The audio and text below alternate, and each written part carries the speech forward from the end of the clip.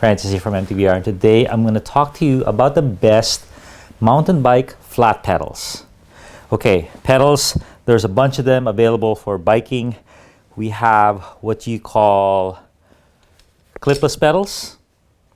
Even though they do have a clip, it just means they don't have toe clips, which we used to have a long time ago when mountain biking started, and flat pedals or platform pedals.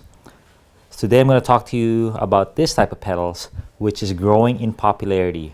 When I started biking, we all had to use this.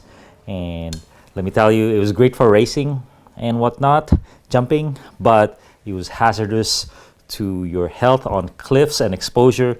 And it's, I think, what prevented a lot of people from getting into mountain biking. But now you have the choice. You can go either way as you advance into your journey of mountain biking.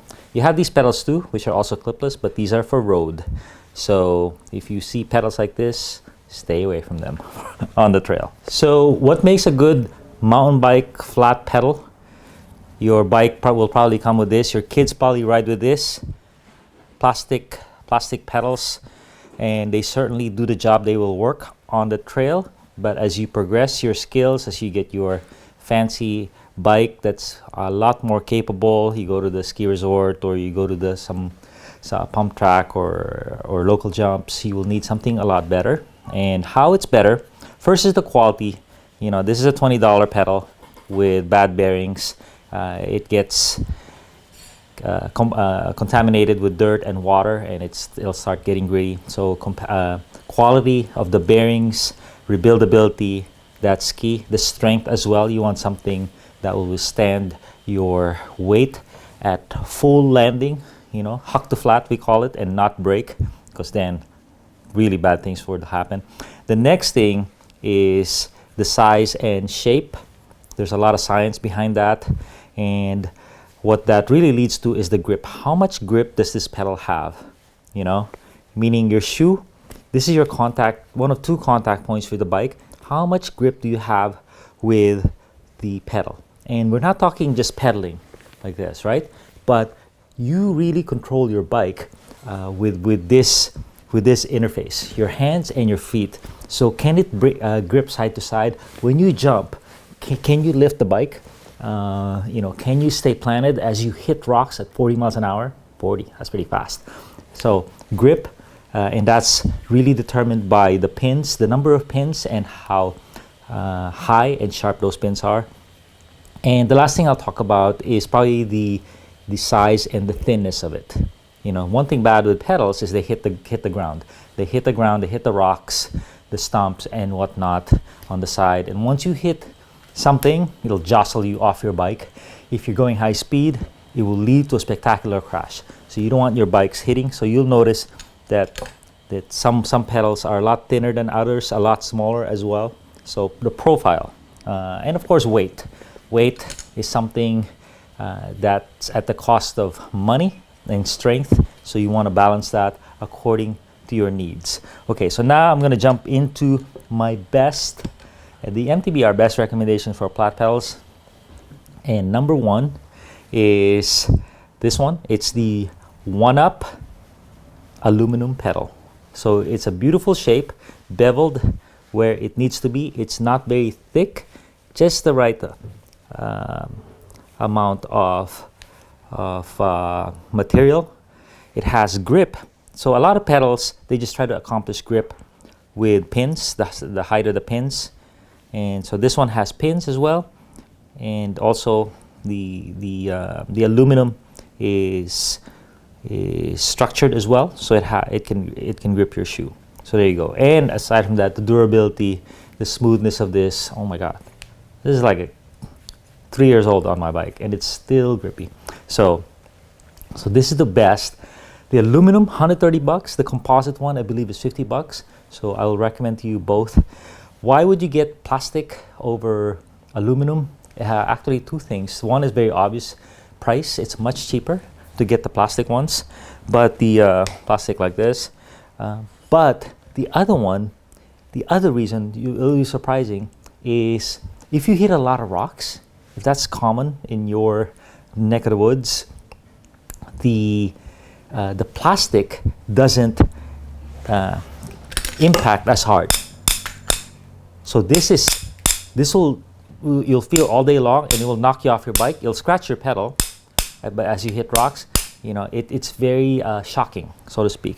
But a composite pedal has less shock, so that's an advantage. A disadvantage, of course, is it can't be made as thin. They're actually pretty strong now, surprisingly, but they have to have more material in them, you know, pound for pound. Okay, the next one I'll recommend is these Crank Brothers stamp pedals. Look at this. So this is super cool because, you know, it's the rise of Crank Brothers. It's an old brand, had its troubles, but starting with this little product, they started to rebuild their company. What do I mean? They had dropper posts, they had wheels, not very good, but they said they'll make something simple, very important, which is a pedal. And this thing is made of the finest materials. Nice casting, very durable, good bearings. So they did this thing right. So I would recommend the small one. So this is the small one. They have a small and a large. I wish they had a medium, the Goldilocks size. Small one might be a little small for people with very big feet, but this one is just the right size, just the right thickness. The big one is almost twice as big and way thicker. So it hits a lot of obstacles on the trail, knock you off your bike. And I was just on a ride last week, and I hit my pedal 3 times, almost knocked me off. And I'm like, what's going on? Am I that bad? And I was using the large size of the stamp. So the small one, very good. Next one I'll recommend is the Expedo.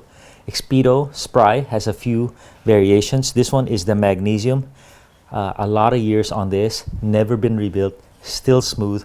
What's crazy about this is the weight. The weight for a pair is like 260 grams.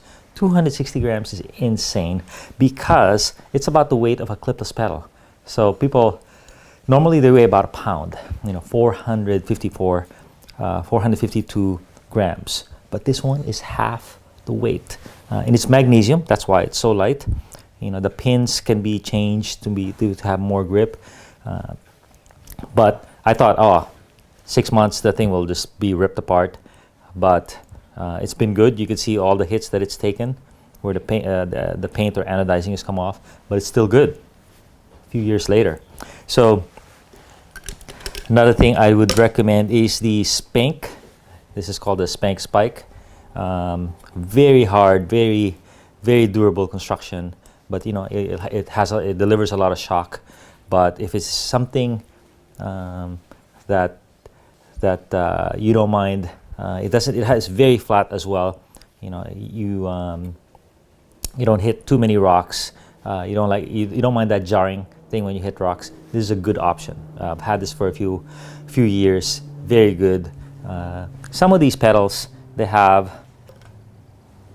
like this one, they interfere with these new cranks that have a recessed hole in them, so you need spacers for sure. That's a little bit of a pain, but you know, if you're not changing pedals too much, you know, one and done, right? So the other one I'd recommend is the Race Face. Race Face has 2 products that we love. One is the Chester. The Chester is a plastic pedal, much like this, much like the one up, but it's 49 bucks. It's not the most grippy, but it's fairly low profile, and it stood the test of time. It's durable, you know, for a plastic pedal. I mean, and then Race Face is another model. It's very high end.